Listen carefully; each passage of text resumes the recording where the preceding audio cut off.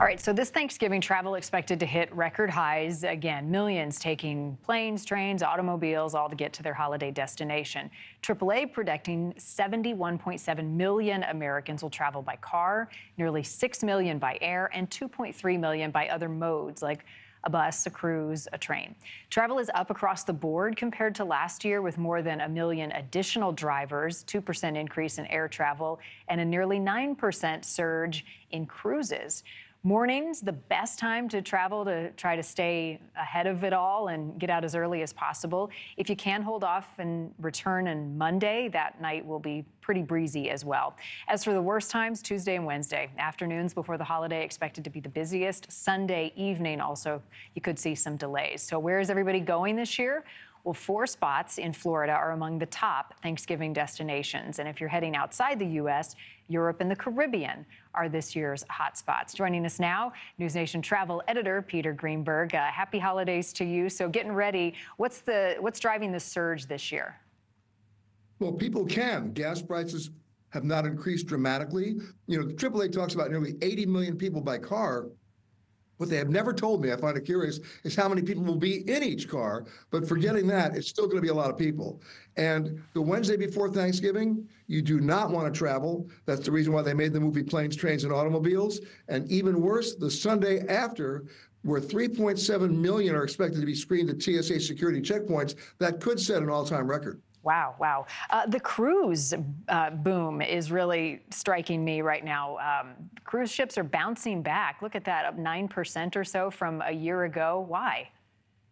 They've been bouncing back for the last 2 years, but now they become an alternative for the Thanksgiving holiday. They actually serve turkey on board the ship, so you can take the whole family and have a great time. Remember, people are also extending their Thanksgiving vacation. It's no longer Wednesday, Sunday. A lot of them, people are already gone out as of today and will come back on Tuesday, December 3rd. By the way, Tuesday, December 3rd is an important day to remember because that's the day that the airlines are going to release a lot of unbelievably low fares, both domestically and internationally, that will extend in many cases through March of next year. Wow, that's across the board. Why? Is that usual?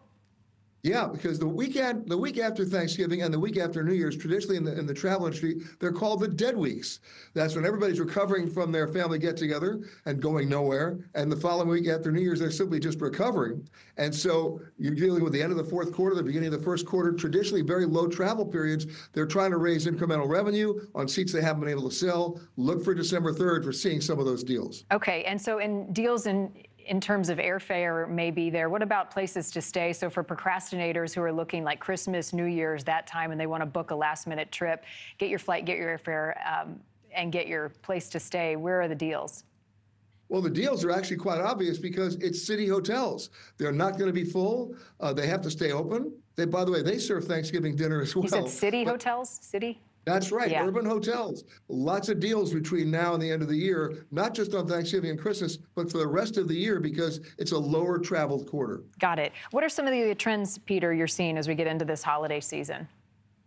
Well, it's actually international airfares have taken a huge drop. We're seeing international airfares round trip now between Boston and Paris for like $385 round trip.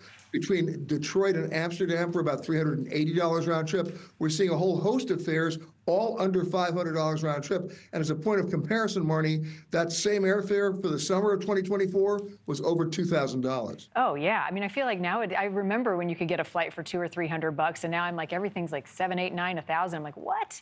That's wild. Well, happy Thanksgiving to you. That's some good news. December 3rd, I just wrote it down. Okay. Thank you for watching. Go to newsnationnow.com to find NewsNation on your television provider. And don't forget to click the red subscribe button below to get more of NewsNation's fact-driven, unbiased coverage.